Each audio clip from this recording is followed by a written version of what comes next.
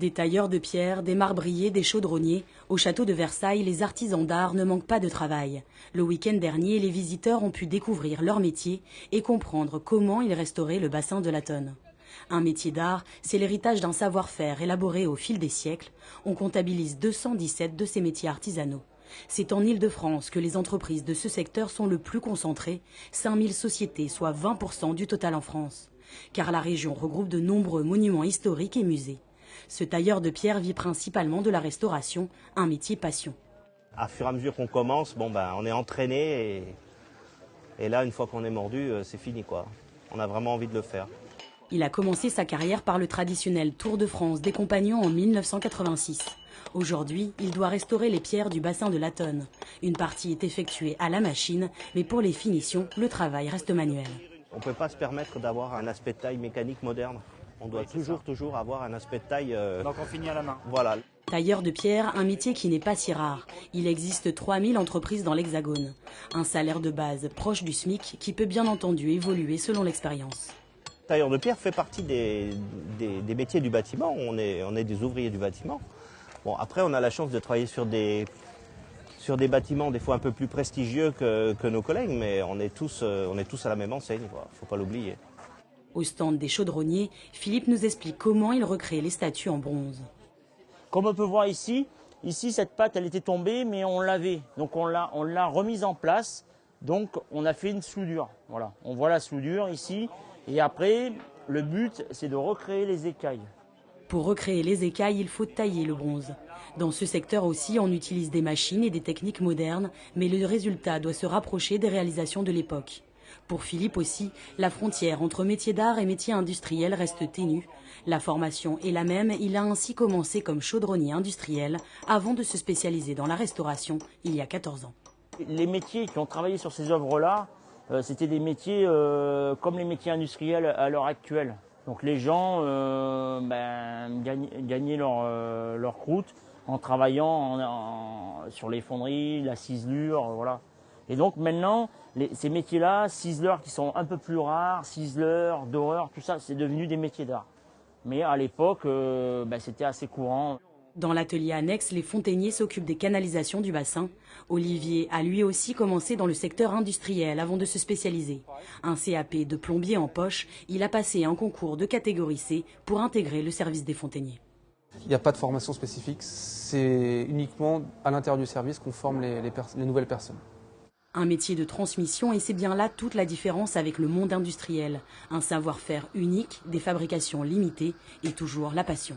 Là on se dit, cette pièce-là qu'on vient de créer avec les collègues va durer dans le temps peut-être 200 ou peut-être 300 ans, je ne sais pas, parce que d'autres qu'on a déjà démontées, qui étaient d'époque, et tenaient encore. Donc là on fait quelque chose qui va vraiment perdurer dans le temps. Ça c'est une satisfaction, ça. Et pour tenir aussi longtemps, il faut s'inspirer des techniques artisanales, traditionnelles, d'antan, comme la soudure à la louche. Ce sont des techniques qu'on faisait à l'époque, qui ont été oubliées vers le 1930 jusqu'à 1990. Et là, il y a une étude qui a été faite pour retrouver la technique de cette soudure à louche, que maintenant les anciens du service nous transmettent aux plus jeunes, et ainsi de suite, pour vraiment maintenant garder la technique dans le service, ne plus perdre la technique. Notamment pour faire une soudure comme ça, il faut compter à peu près 4 heures à 3 personnes pour en faire une. Même les outils ont été reproduits. Vous n'en trouveriez pas dans le commerce. Il estime qu'il existe une 50aine de fontainiers qui connaissent cette technique de la soudure à la louche en France. Mais la rareté de son savoir-faire ne se ressent pas pour autant dans sa fiche de paie. Et si on regardera le salaire, on irait faire de la plomberie. Parce que le vrai plombier sur le terrain gagne mieux sa vie, je pense. Les métiers d'art ne concernent pas que la restauration. Ils recouvrent de multiples métiers et situations. Isabelle est tapissière d'ameublement. À son compte depuis moins d'1 an, elle a installé son atelier dans un lieu assez atypique. Je vais vous emmener dans mon petit univers. C'est mon atelier de tapisserie qui est dans la pépinière d'entreprise. Donc ce n'est pas un bureau, mais c'est un atelier. Dans cet espace de 18 mètres carrés, Isabelle coud des rideaux ou des pièces de literie, tout à la main bien sûr. Il faut savoir que moi je suis tapissière depuis 30 ans.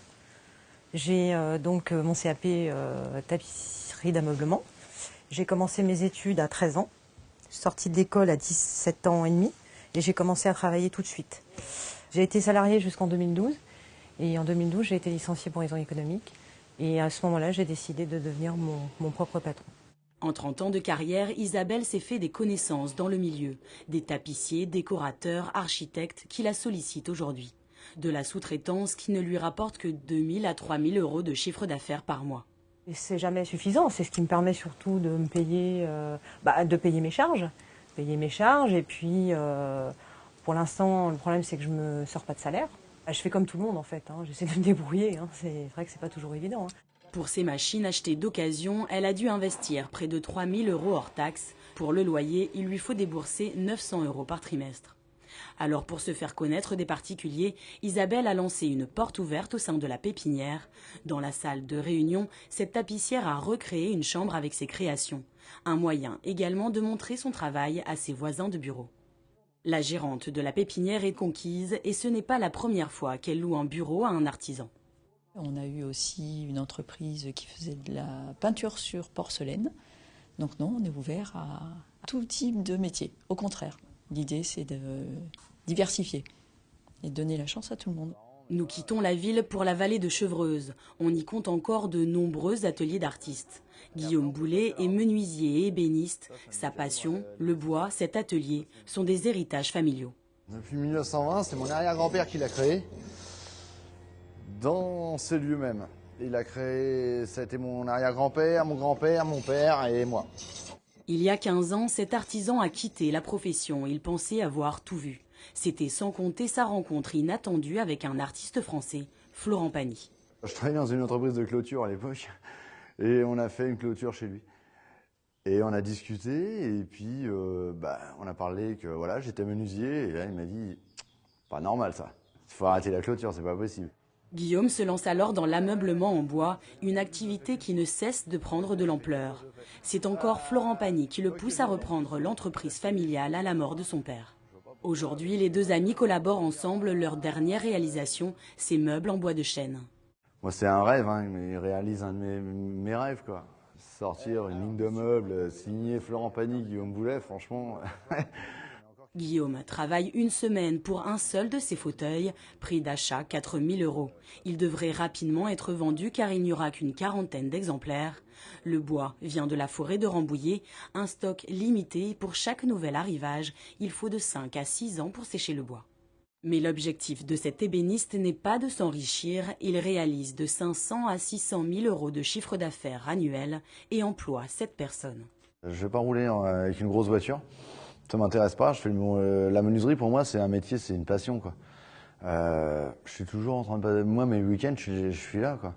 J'aime bien, je suis tout seul dans mon atelier, j'ai pas mes salariés et je retrouve mon atelier.